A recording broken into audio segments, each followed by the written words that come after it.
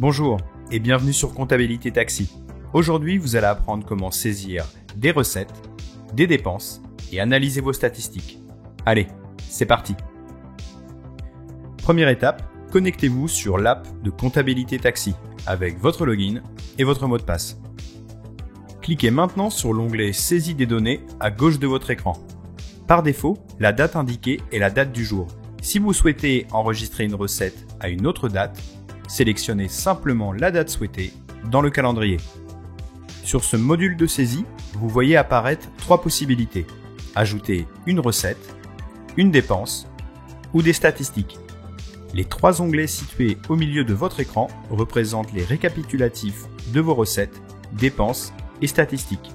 Ces récapitulatifs sont vides car nous n'avons saisi pour le moment aucune donnée. Pour ajouter une recette, cliquez sur le bouton vert Recettes. 4 options différentes apparaissent alors. La facturation mensuelle pour ceux qui réalisent des recettes via une facturation, très pratique par exemple pour saisir vos relevés de situation mensuels de la CPAM.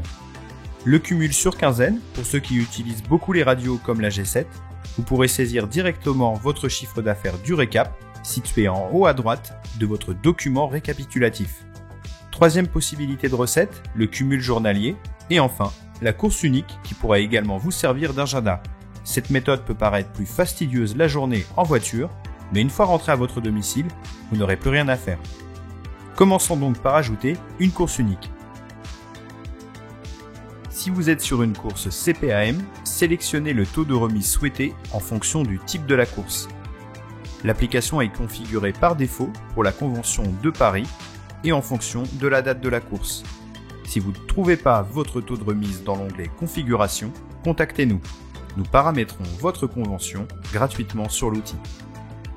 Pour les autres types de courses, il suffit d'indiquer le type de course et son mode de paiement, espèces, CB, virement, notamment pour la G7 ou chèque, ainsi que les éventuels pourboires ou suppléments.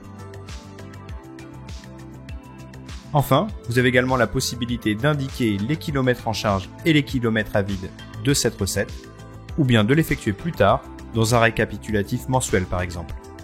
Pour finaliser l'enregistrement de la course, cliquez simplement sur le bouton bleu situé en bas à droite de votre écran.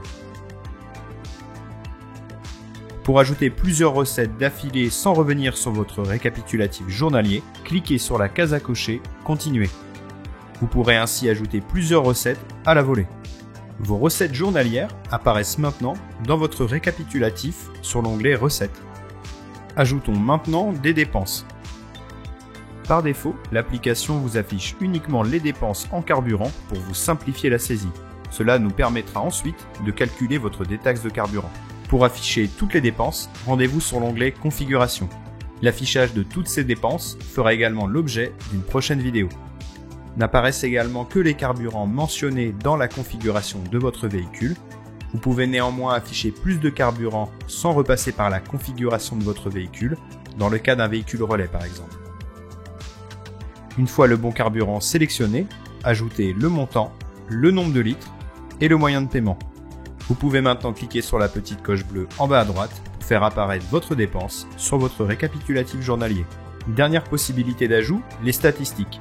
Dans le cadre d'un ajout d'une statistique journalière, il vous suffit seulement d'imprimer votre ticket de compteur journalier et d'y reporter les différentes informations, à savoir le nombre de kilomètres en charge et le nombre de kilomètres à vide. Nous vous conseillons d'ajouter ces données afin d'en savoir plus sur vos recettes par kilomètre, vous assurer que ce ratio est cohérent avec les tarifs réglementés et situé dans la moyenne du secteur d'activité. Et voilà, c'est terminé. Nous avons donc rempli nos recettes, nos dépenses et nos statistiques de la journée. Dans une prochaine vidéo, nous vous montrerons comment contrôler la cohérence de ces différentes données.